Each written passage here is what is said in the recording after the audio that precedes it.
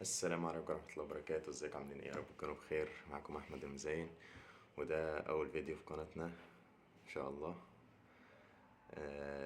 هتكون قناة بإذن الله مفيدة للكل وفيها خبرات، وهنحل مشاكل اللي بتواجهنا في الحياة، المشاكل البسيطة دي بإذن الله سوا كده، ونجرب كلنا مع بعضنا وعادي يعني مفيش أي مشاكل، بحيث كلنا نستفاد يعني ان شاء الله. وطبعا كل سنة وانتم طيبين بمناسبة رمضان. خلص خلاص اهو، يعني عدى النص وعدى النهاردة 18 اهو. و... وانت لسه نايم في الحلويات والمسلسلات وعايز بقى مقضيها. تيجي رمضان جري، رمضان جري في الاخر بقى، والصدمة والكلام ده. هو بيجري مفيش كلام، استغليت ما استغليتش هو بيجري. سبحان الله، حكمة ربنا وقال في القرآن أياما معدودات.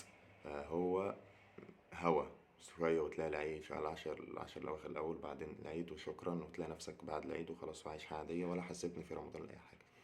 ففرصة ما تتفوتش يعني، استغل على قد ما تقدر. وبإذن الله ده موضوع النهاردة إن شاء الله بقى، داخلين على العشر الأواخر وكده، فإن شاء الله نحاول نستغلهم على قد ما نقدر يعني. اللي اجتهد واستغل الأيام اللي فاتت دي حلو قوي، يكمل ويستمر وكده. اللي حصل خير بقى وضيعهم وتاه وكده وجريوا منه، متقلقش، في فرصة إن شاء الله، وفرصة يمكن أحسن كمان العشر الأواخر بقى. يعني لو قعدنا نتكلم على بركاتهم ولا الفضائل بتاعتهم من هنا السنة الجاية، عايزين فيديو لوحده. الأجر بيتضاعف بقى، وفي عتقاء من النار وليلة القدر وفي نزول القرآن يعني كلام كتير. فعشر أيام من دهب، نستغلهم على قد ما تقدر. هتعمل ايه بقى وازاي؟ ان شاء الله هنعرف في الفيديو ده بإذن الله. شايفك وعارف عندك ميدترم وامتحانات، وعارف ان هو اسبوع صعب برضه في الناحية الدراسية وكده، وكله في اللي بدأ ميدترم، في اللي هيبدأ، في اللي عنده امتحانات، ويعني هي لخبطة شوية. بس ما تقلقش ان شاء الله برضه هنظبطها ان شاء الله. ده هيبقى النص التاني من الفيديو، كمل بس الفيديو للآخر وهنمشيها سوا ان شاء الله، هتظبط يعني بإذن الله. يلا بينا.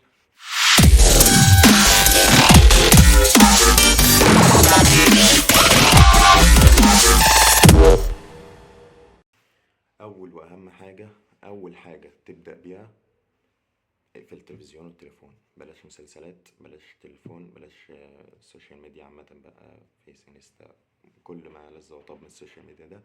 ابعد عن كل المشتتات دي، هي مشتتات لهو حرفيا، بتلهيك عن حياة، عن عبادات، عن دراسة، عن كل حاجة. فبلاش يعني، على الأقل العشر أيام دول يا عم، بعد ما يخلصوا اعمل اللي انت عايزه.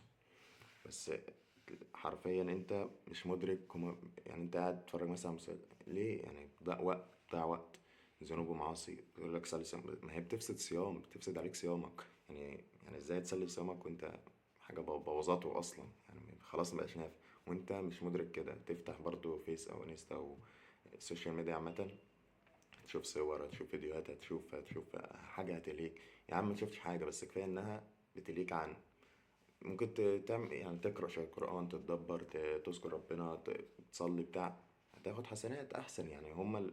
دي الأولوية في العشر أيام الأخر دول، تمام. فبلاش سوشيال ميديا وتلفزيونات ومسلسلات، ابعد عنهم خالص خالص خالص يعني قد ما تقدر. كده كده التلفزيون يعني انت بتروح تشغله بمحض ارادتك اصلا عشان تتفرج، خلاص ما تقعدش قدام تلفزيون، ايه لنفسك حاجه تانية عباده يعني وكده. صلي، وراك مذاكره ذاكر بتاع.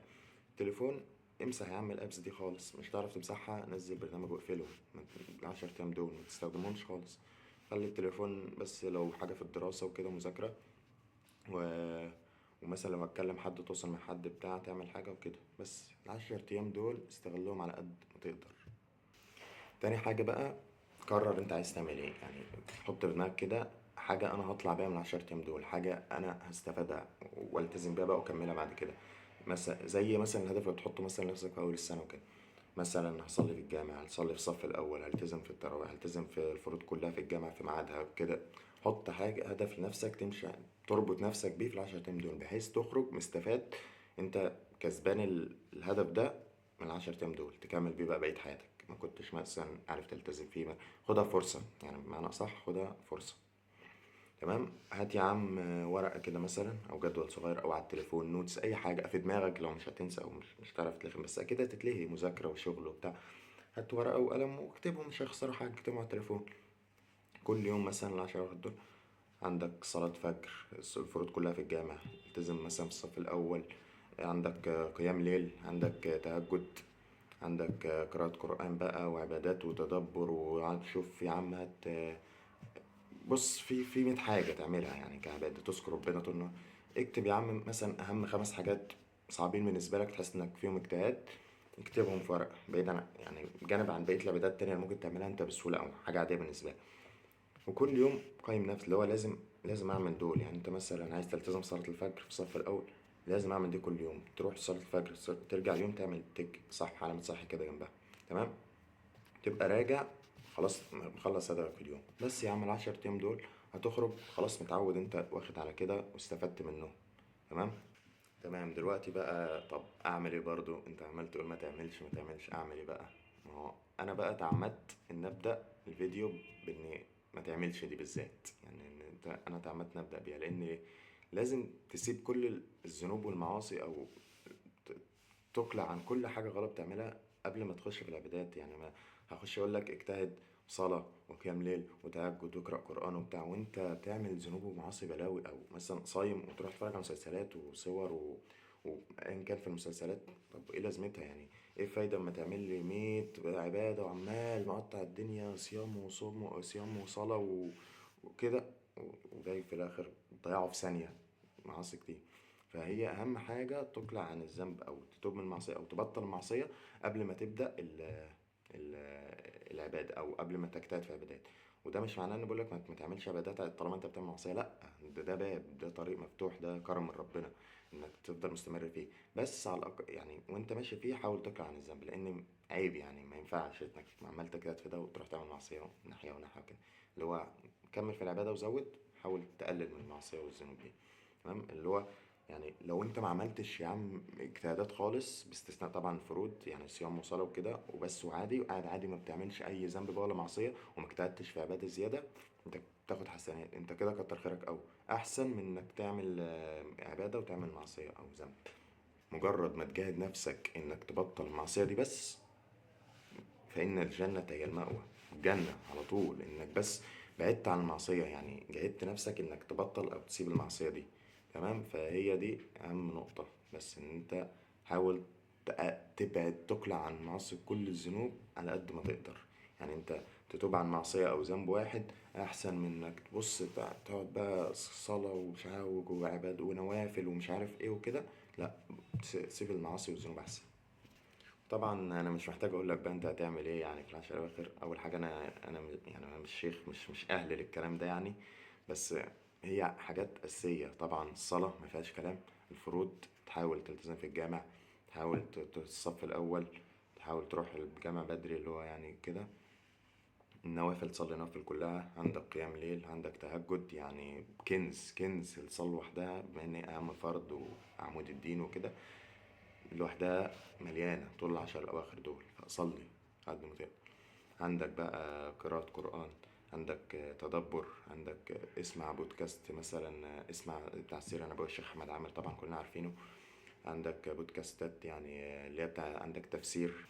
فيما معناه يعني الخلاصة إنك تحاول تطلع من ال10 الأواخر دول أحسن فيرجن، من أحسن نسخة من نفسك يعني.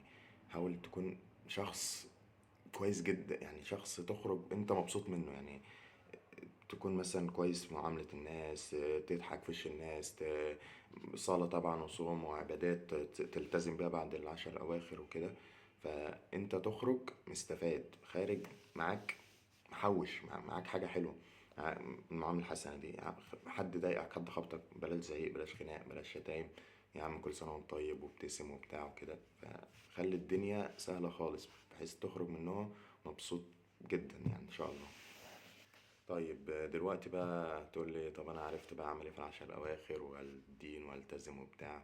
احنا برضو عندنا امتحانات ودراسة وشغل وكده، واحنا مش هنقعد نتعبد وخلاص، احنا عايزين ننجح دين ودنيا يعني عايزين نقفل اللعبة كده من الاخر. فهنعمل ايه بقى؟ طبعا من قبل ما ابدا، هم 10 ايام صعبين، يعني. طبعا الاجتهاد في الدين لوحده ان هم 10 الاواخر ده اجتهاد لوحده صعب، غير بقى ان هو جاي في الامتحانات وعندك ميد ترم وكده. بس ايام حلوه يعني. هو كان في مقوله تيم فيرس سمعتها، كاتب يعني أجنبي كده بيقول لك the most important the most important actions is never comfortable. يعني الحاجات المهمة، الحاجات الصعبة عمرها ما كانت مريحة. يعني الحاجات أهم أعمال أو أهم أحداث تعملها في حياتك عمرها ما كانت مريحة، أو استحالة تكون مريحة، لأن هي if it was easy everyone can do it. يعني لو هي سهلة أو مريحة كله يعملها بقى، ما بقاش فيها اجتهاد وما بقاش فيها منافسة وما بقاش فيها سباق وكده، خلاص تبقى ايزي. فهي متعتها إنها مش مريحة وصعبة، بس هتطلع منها كسبان. يعني أنت دوست على نفسك شوية في العبادة، الجنة طبعا بإذن الله، يعني ربنا يكتبها لنا جميعا. دوست على نفسك شوية في مذاكرة، الامتحان هتجيب درجة حلوة في الامتحان. فهي انت كل ما تتعب تلاقي هو اجتهاد، هي صعبة مش سهلة، بس كلنا هنجتهد. دلوقتي انت عندك طريقين، طريق يعني في المذاكرة وكده، اللي هو انت هتذاكر امتى وهتعمل ايه وبتاع، هتقسمها ازاي. عندك من النوم والامتحانات وطبعا طقوس رمضان بقى والهيصة دي كلها، هتقسم يومك ازاي ودنيتك ازاي. دلوقتي انت عندك طريقين اقولك عليهم.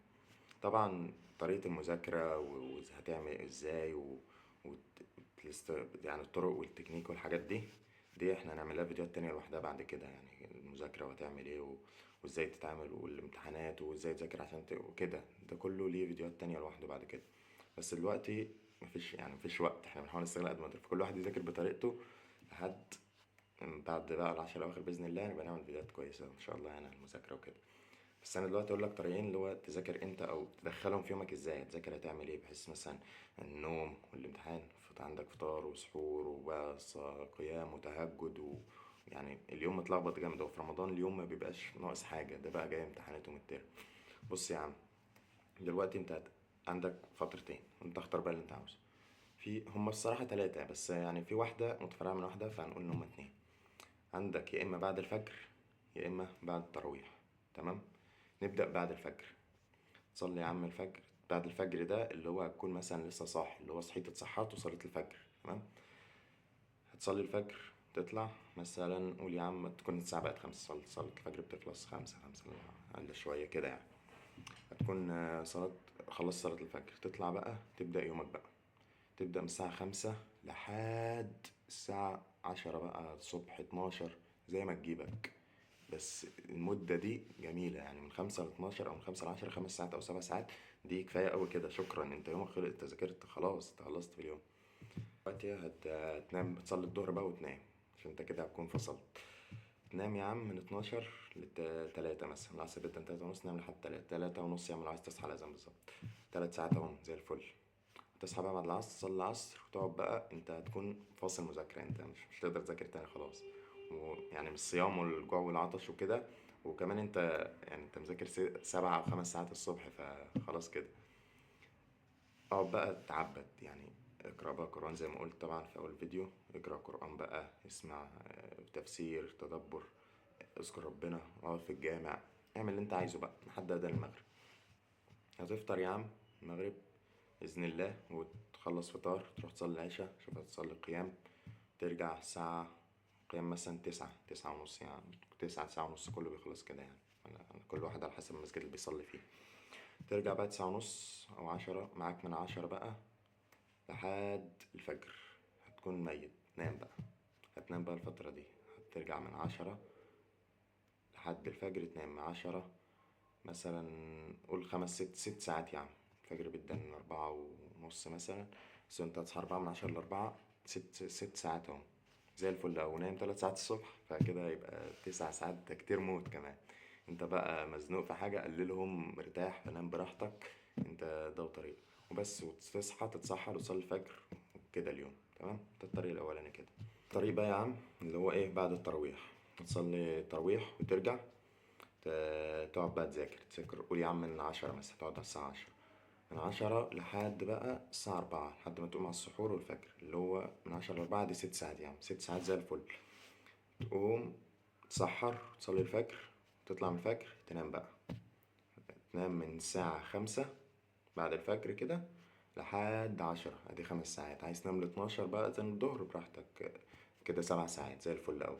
تصحى الظهر، تصلي الظهر وتقعد بعد الظهر مثلا 12 ونص، تقعد من 1، 12 ونص، 1 لحد اذان العصر اللي هو 3:30. يبقى كده معاك 3 ساعات كمان، و6 بعد التراويح، يبقى كده 9 ساعات مذاكرة زي الفل قوي. تخلص تصلي العصر، تخلص الساعة 3:30 تصلي العصر، ترجع تقعد بقى تتعبد، آه، تقعد في الجامع تقرأ قرآن، تذكر ربنا، زي ما قلنا بقى. وبعدين تفطر وتروح تصلي تراويحك وترجع تكرر بقى نفس اليوم تاني. في بقى الطريق التالت اللي هو متفرع، اللي انا قلت لك اللي هو متفرع من واحد، ده هو يعني هو بتاع اللي هو بعد الفجر ده. بس مثلا بدل ما تبدأ بعد الفجر، اللي هو في ناس ما بتقدرش تركز وكده، اللي هو بس تبدأ الساعة 8 أو 9 الصبح، يعني تبدأ يوم بدري بس، ونفس اليوم بالظبط اللي هو بتاع بعد الفجر تمشي. وزي ما قلنا، بس هو ده الفرق البسيط يعني، عشان في ناس ما بتقدرش بعد الفجر على طول، لو نايم متأخر بتاع كده، الساعتين 3 دول مثلا نامهم، وابدأ من 8 9 الصبح، اليوم بيبقى طويل قوي يعني. دلوقتي يا عم دول الطريقين اهو، اختار اللي يعجبك بقى. بس انا برشح الطريق اللي هو بعد الفجر ده، او من بعد الفجر او من الصبح ده احسن بكتير. بتصحى الصبح بتبقى فايق فايق جدا، يعني الصبح الواحد بيبقى فايق ومركز قوي. الوقت فيه بركة، يعني الساعة بتاعت الصبح دي ما بتخلصش، يعني لو عايز تنجز حاجة تنجزها بسهولة قوي، وتلاقي وقت معاك كتير ما بيخلصش، غير بالليل مثلا ساعة بتطير في الحاجة مثلا صعبة، بتحسها فكت كده الصبح، يعني من كتر التركيز، يعني انت التركيز بيبقى حلو الصبح. بتلاقي الحاجة مثلا لو ما عندك مادة صعبة، محاضرة صعبة تذاكرها في الوقت ده، تلاقيها جميلة.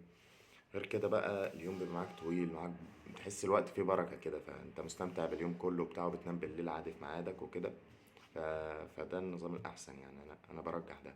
بس انت برضو اختار اللي يريحك عادي، في ناس بتبقى مبسوطة بتنام بالليل وتصحى الصبح وهي نظامها كده عادي براحتك، بس انا بقول لك يعني الأحلى. دلوقتي بقى انت هتختار اللي يعجبك، ومش يعني مش شرط تمشي زي ما انا عايز، زي ما انا قلت كده، يعني مش شرط تمشي زي ما انا قلت ده، مش يعني مش لازم ده، انا بديك نموذج او مثال اللي هو جدول كده، وانت ملاه براحتك، يعني انت شوف بقى دنيتك وحياتك، بس انا بقول لك الطريق، الوقت هتعمل ايه في الوقت ده وكذا. انت بقى شوف دنيتك ماشيه ازاي، مش لازم يعني، مش شرط لا ده انا جدول. بص يا عم، انت هتجيب ورقه، بص هجيب ورقه كده، واقسمها نصين كده، واكتب هنا بعد الفجر، وهنا بعد التراويح، تمام. واكتب بقى الفترات اللي انا قلتها دي كلها، اللي هو مثلا بعد السحور، بعد التراويح، وشوف انت عندك ايه هنا، وعندك ايه هنا، وعندك ايه هنا، تمام. والفترة اللي هو بعد التراويح، الطريق التاني، تقسمه برضو الفترات اللي انا قلتها، وتشوف عندك ايه هنا، وعندك ايه هنا، وعندك ايه هنا، وتشوف بقى انهي احسن لك، يعني تشوف مميزات ده وعيوب ده، وتشوف مميزات ده وعيوب ده، على حسب تقسيمة يومك انت. كل واحد عنده ظروف، انت جالك مشوار، جالك ظرف، جالك حاجة. فشوف انت عندك ايه، وانهي احسن، يعني انا احسن من حيث عدد ساعات المذاكرة وعدد ساعات النوم في كل واحد فيهم، تمام. واختار اللي يريحك بقى. وبس يا عم، يعني ربنا بقى يوفقك فيه يعني ان شاء الله وكده. بس يعني الخلاصة بقى بتاع الفيديو اللي هو، حاول تطلع من 10 أيام دول أحسن نسخة من نفسك يعني. أحسن، بص، شخص أنت بتعرفوش طبعا للأحسن، يعني أنت تنبهر من نفسك كحلو، كدراسة مثلا كنت بتذاكر تظبط الدراسة، كعبادة وقرب من ربنا وكده. فحاول تطلع بفايدة حلوة من ال10 أيام دول، حاول تستفاد فرصة ما بتتعوضش يعني. 10 أيام كويسين جدا، تمام. وإن شاء الله ربنا يوفقنا جميعا ويكرمنا، ونخرج منهم مجبورين ومبسوطين يعني إن شاء الله. السلام.